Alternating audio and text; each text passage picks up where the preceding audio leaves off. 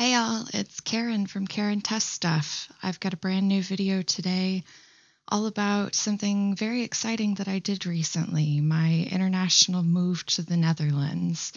I'm here now, and I'd like to give a little bit of advice for some people who have asked me questions about how they can follow in my footsteps, why have I done this, and some people who are just curious about what it takes to do all this.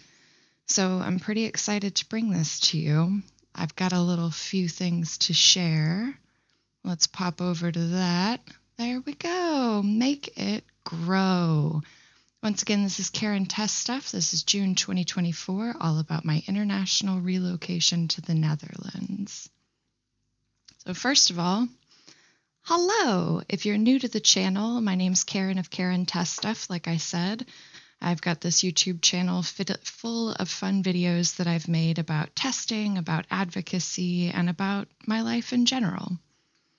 I'm also cat mom to Liliana of the Dark Realms, who is my little baby kitty you can see there. And I am a mental health advocate as well as a public speaker when it comes to software testing. I'm very transparent in my journey, the struggles that I have, the successes that I've found. And I want to make sure that people know that they're not alone. We all struggle together. I'm also a collector of books and shiny things. I especially love cool rocks, so you can always send me pictures of cool stuff you find. I love that. So a little bit about my new home. I've been taking lots of pictures since I've been here. I've been here about a month. I've been to really cool cities like Groningen, Nijmegen, Utrecht, and just kind of generally visited a couple of places that I haven't been before on my past travels to the Netherlands. So I went to this really cool seal reservation up north by the sea and really enjoyed my time there looking at the rehabilitated seal puppies. The weather here is a little different. It'll be raining 5 minutes, then sunshiny for 10 minutes, then raining for 15 minutes, and then back to sunshine for 5-10 minutes. But there are so many beautiful places that are just out in parks, in forests, all around the city that I live in now. And I'm glad that I got the chance to capture some of these things. Especially when I was up north in the sea, seeing the sea. I forget, my roommate's going to have to comment on this and tell me exactly which part of the sea this was, but we walked out on this pier and I was completely surrounded on 3 sides by water, and it was absolutely terrifying for me, who's never been on the ocean before. Shoot, before 2 years ago, I had never seen a body of water that I couldn't see the other side of. So this is all new and strange for me. I managed to find a really great little game store in my town. So I found a couple of nerds. Yes, my people. Super excited to maybe play some Lorcana there, because I don't know if you've been following me on social media much, but Disney Lorcana is one of my passions. And this is a garden that I found out was older than the country that I came from. It's been around longer than the US has been a thing. And I thought it was very Alice in Wonderland-y, very painting the roses red. And most recently, I took a trip out for my first work trip for a training course that was held at this little farm near Utrecht. And really enjoyed my time there. It was a very peaceful place to learn. It was conducive to gaining new knowledge. So I've really enjoyed my time here so far, and I looked forward to a lot more memories. But I wanted to give you all a little bit of context for how I got here, why I did what I'm doing. As a teenager, I knew that I never really fit in the US. My pace of life, my soul just beats to a different rhythm outside of the constant chaos and hecticness that was there in the US. But I didn't really have a lot of desirable migrant skills, having just worked in the service industry for most of my life. And at the time, I was so concerned with fitting in that I wasn't really exploring what it meant to be me. I didn't think people would enjoy me or connect with me or have anything to do with me if I was really who I was inside. So that in turn helped me grow into, or made me grow into, a very scared young person. I went through a lot of abusive relationships because I didn't feel like I deserved better. I was constantly living in survival mode, just looking for what was going to get me to the next day, the next hour, the next minute. And from there, I grew into a very confused adult. I still couldn't accept my true, authentic self because I didn't think anyone was even interested in me. I was doing a lot of introspection and finally decided to get help for a lot of undiagnosed mental illness throughout most of my life. So as I started learning more about myself, I decided to seek better for myself through therapy, through coaching, through mentor relationships, through doing some serious work internally about what do I want for my life? What does it mean to have a life? I don't know if I've told many of you this, but I didn't expect to live past my 30th birthday when I was younger. So now that I'm here, what does living life mean to me? Up to present day, where I'm still a work in progress, we all are. I finally found out that people who are in this industry, specifically software industry, we're all just learning as we go. We're just kind of winging it. We're discovering what it means to work in new technologies every day, and we're constantly learning about new things, or we should be. And I'm finally to a place where I realize that it doesn't matter if other people accept me. I have to accept me. And that includes an acceptance of what is the present, living in the present, and planning for the future. Which brings me to the next part. How did I make this decision? A lot of introspection, a lot of thinking, a lot of planning. What do I want for my life? What's going to make me feel fulfilled in what I'm doing? What's going to make me feel like I'm actually living rather than surviving? And once I was able to answer those questions, I made kind of a hypothesis out of it. So that if I make this change, I will be happier with my level of influence on my situation. Not necessarily that I will just be happy, but that I will feel fulfilled in having control over my own destiny. And so I took a bunch of steps to reach that point. First, I had to collect a lot of data. I had to look at different career paths. I had to look at different places. I had to see what kind of communities would be available to me, because that's something that's very important to me, is the support system that I have around me. As I've gone through all this introspection, a lot of times I've needed kind of external reinforcement that I'm doing the right thing, that I'm taking the right steps to get me where I want to be. So after I went through and collected all of this data about the different options that were available to me, I had to really do some serious thought about the culture in the type of work that I wanted to be doing, the culture of the nationality that I wanted to, or the nation that I wanted to move to. What were the risks that I could potentially fall into? Either the lack of community, the inability to communicate, money. Money was a big risk. And also assess the good stuff, the opportunities for growth. Well, what was possible if I made this change? And that led me through to being able to determine what would be the necessary resources that I needed to acquire in order to make this change. What was it going to take for me to achieve this dream?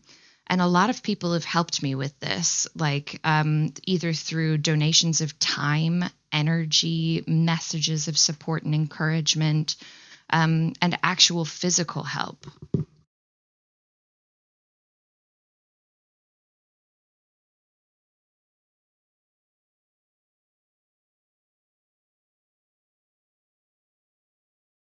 music plays as my headset died. Jazzy hold music. So what's it going to take for me to achieve this dream? All of the support that I was talking about, and then the actual physical support from people helping me move stuff, helping me collect what I needed to make this change. So the soft things that I did to get here was more along the lines of how can I actually take all of this data that I've collected and get me to this point. I started out volunteering at conferences for software testing and development conferences, things like that, so that I met a lot more people and expanded my network. As I was meeting those people, I wanted to be sure that they were meeting the true, authentic me, not the face that I had worn for so many years. If you're not familiar with the concept of masking, once I was diagnosed with ADHD, I did a lot of research on it and found out that the projection that I was displaying to other people was the person that I thought I wanted to be, not who I truly was inside. And learning has played a big part in this. I had to do a lot of research between countries, between locations within the country that I finally determined was best for me, and a continuous cycle of career learning as well. What kind of areas did I want to specialize in testing, or did I want to specialize at all? That's all part of the process in getting me here. And helping others has been an integral part of how I got here, because I don't want to just do this for me. I want to do this for all of us that have this dream. Everybody who wants to, make a giant change in their life, but they're terrified of how to do it, or, what that even would mean for them.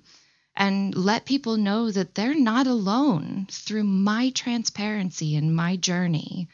Just let them know that it's okay to have these questions, to have these thoughts and ambitions.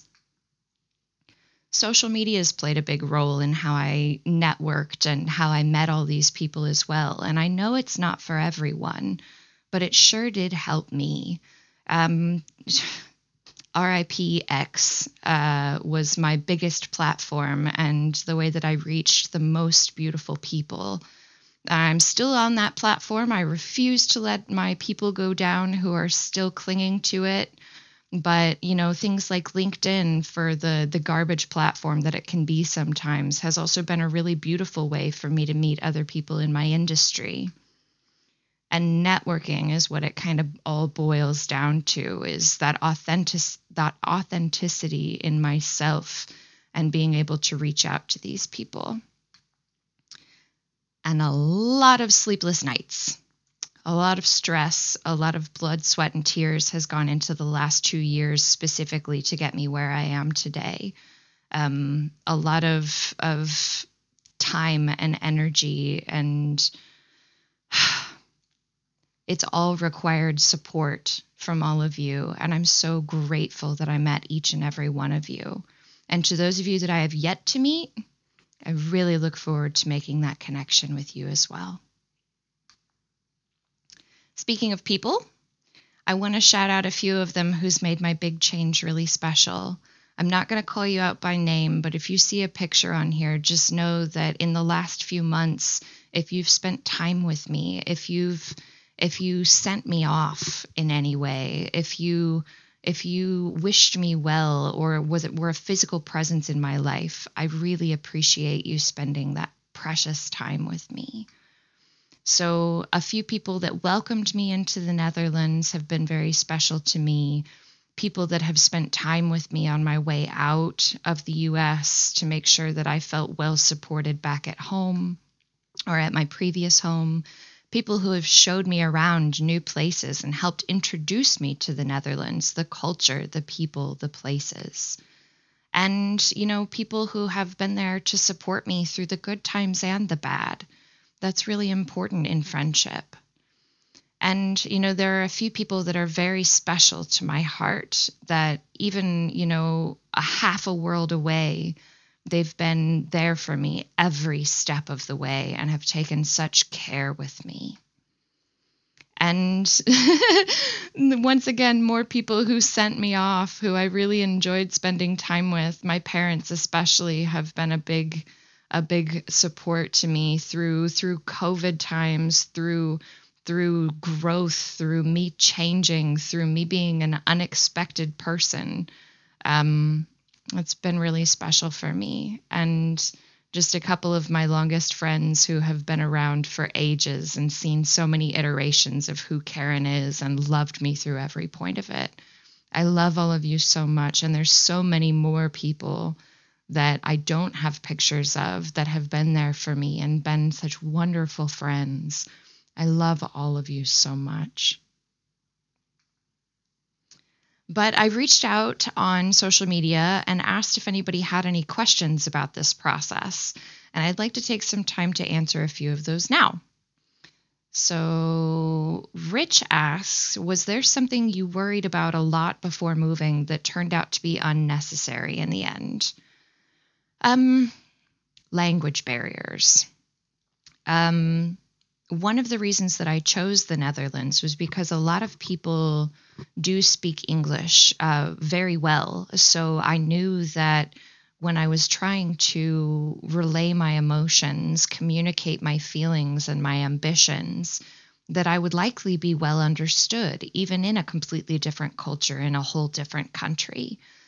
And I did start learning Dutch fairly early on, but with all of the stress that came from other external outside stresses, I kind of fell out of it a little bit. I'm getting back into it now, but that was something that I was really worried about, was being able to communicate with the people around me in my community. Turns out everybody is very patient with me. Ik leer Nederlands. Het is belangrijk. Maar het is langzaam. So I'm taking my time to do things right this time, to go through the proper steps. And it's something that it turns out I didn't have to worry about because I've got that time and I have the resources to make sure that I'm successful. So I wouldn't have put so much stress on that before, on myself on that before, if I would have known that that it would have been easier to acclimate to once I got here. And Meg asks in the same vein, are there any communication struggles that you've been having? Which I feel like I pretty much answered that question. But something that I've been very mindful of is that my roommate has been communicating to me in English the entire time that we've been, contacting each other. I want to be able to communicate in their native language eventually. On a daily basis. So I want to be able to take some of that cognitive load off of them and put it on me so that I can share that burden of communication between us. Because as I've discussed with a few of you, empathy in your first language is very different than empathy in your second or third or fourth language. And since communication is so important to me, I want to be sure that my empathy for others is understood no matter what language I'm speaking. So that's something that's been kind of a struggle for me when I don't know the nuances, I don't know the idioms, I don't know the speech patterns. So that's something that I've been very mindful of while I've been learning. And then Jordan asks, what's it like making friends as a foreigner, especially an American one? Well, the U.S. has a certain stigma surrounding the people there that is portrayed on, TV shows, movies, whatever kind of entertainment the rest of the world is watching. Also in the news that comes out of America. So it's been very strange to be the one who has these stereotypes kind of as an overlay over me, not as a projected mask from within, but something that I get to remove with my personal interactions with Dutch people or people from other countries, not just here. So, but I truly believe that that level of authenticity that I'm able to give now plays a very big role in making people feel comfortable with me, and building those connections with other people and having the strength to form those bonds now is so important. And there's a ton of different ways I can do this, either at that little game shop that I mentioned, or, social media, or networking at conferences. I've gained so much perspective about the world that it has been impossible to go back. You can't switch that switch off in your brain once you've been open to new ideas. There's no going back from there. And I feel like that's a good positive change. So a couple more questions. First, what's one thing that you've experienced that was an absolute surprise? This is from my friend Simon. And I've been surprised by the kindness of others, which I feel like maybe I shouldn't have been, because you're all such wonderful people. I mean, I knew there had to be more people like me in the world. But when my world was very small, it was tough for me to find those people. Now that my world has grown exponentially, the kindness of others constantly surprises me, whether it's through the people who are willing to give of their resources to help me at cost to themselves, but with no real tangible benefit that they could gain.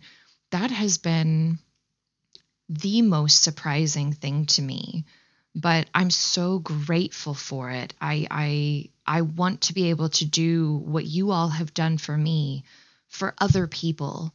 I want to help other people come behind me and experience the same joys and the same revelations as I have, because it's not about, okay, I've made it, I can stop now. It's, okay, I'm in a better place. How do I help other people reach this place too? That's just the kind of person that I am. So the kindness of others was a joyful surprise. And then Aaron asks, what would you say are the similarities and differences between the two countries, Netherlands and US, in how things are ran or handled? And this was a specific question to my field of software testing. So the actual technologies that are used, of course, are very similar between countries. It varies from project to project, of course, but it's smaller, more subtle things, more like the pace of life. Like, for instance, not work related, but I've had a few people ask me why the Netherlands, and I feel like every time I got off the plane at Schiphol, my soul settled into its natural rhythm, which was a little bit slower, a little bit more intentional, and a little bit more kind to my body. And that has made a huge difference, specifically in my mental health, but we can talk about that in a whole nother video. I've got many thoughts on that. But in my actual field, the Netherlands is a huge hub for software testing knowledge and for influential minds in this field. So I'm so grateful to be able to be on the same continent with them and in the same country, to learn from these people, to gain from their experience, and hopefully bring other people with me at the same time. In the US, of course, there are lots of software testing conferences and groups and communities, like namely the Kansas City Women in Technology isn't specific to software testing, but they're an incredible community that has supported my speaking career and my goals, and those women and non-binary folks who are involved in that community have been such an incredible support. But something that's a big difference is the work culture, where in the US, I feel like I was disposable. I didn't matter as a human being. I was just a resource for the company to make money. Whereas now, especially in the position that I'm in with my new company that I'm working for, I feel like I'm valued. Like I don't just add to the bottom line. I add actual growth opportunities, and my ideas hold value. This holds value. My community outreach, the work that I've been doing on nights and weekends before, is now being celebrated. And that's a huge difference for me, to not have to do this in my spare time, but actually do this and be recognized for the value that it brings. So I'm very happy with that. That's a big difference. And to be honest, overall, I know that every country in the world has its problems. There are problems here, just like there were back in the US.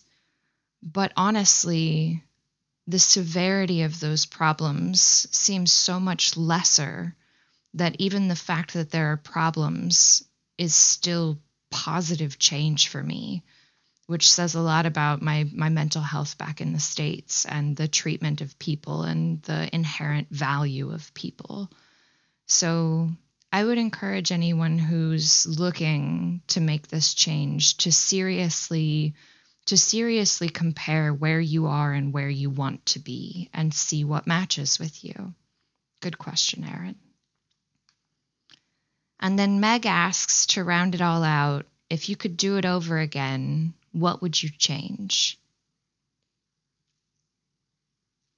There's a big one here, and it actually leads directly into my next slide. If I could do it again, I would bring Liliana with me the first time. I arranged with a transport company to help her arrive to me because I wasn't sure if I could bring her on my own. I think my exact words were, I wasn't sure if I could keep her and myself alive during the 12-hour-long journey over here. The animal transport company helped me by kind of throwing me into the deep end. I had to put together all of the documentation on my own, make the arrangements with the vet for her medical clearance so that she'll be accepted into the EU, and all of these different things that I didn't think I could do on my own when this started out. Now that I've basically done it all on my own, I'm going to collect her myself. I know that I have the strength to do it. I have all of her documents in order. It's time. If I could go back and do it again, that's what I would change. I would bring her with me immediately, because living this month without her has been one of the hardest things I've ever gone through, feeling helpless to help her back in the States. Although she's been very well cared for by one of my friends back home, and she's been treated like the absolute princess that she is. And I'm eternally grateful to that person. So I learned quite a few lessons throughout this whole process. There are a little bit of ethereal questions, less specific things that I've learned. But if you have any questions that continue after I release this video, please reach out to me. I would love to help you share the tangible steps that I've taken to make sure that I could reach the end of this journey successfully, so that I can continue my journey here. So one of the biggest lessons that I learned was I found out who my people are. My people are kind people. They're people that showed me that magic is real. that what we see as magic and sparkles and rainbows actually is real. It exists, and that life can be better. I learned that smiling through my tears is hard. This was the day that I received my permit to work here in the Netherlands after 2 years of really, really hard work. But even when I didn't think I could make it, the sun still came up the next day, and it was a chance for new possibilities, because life is full of possibility. You just have to make the decision that you want to make the change, and no one can decide that for you. You have to decide it for yourself. So to end,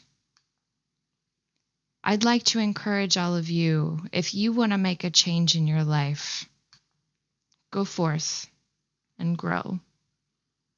I love you all so much. Please reach out to me if there's any way I can support you on your journeys or provide resources for you to analyze and make your own decisions, because you're worth it. Life is worth it. Love y'all.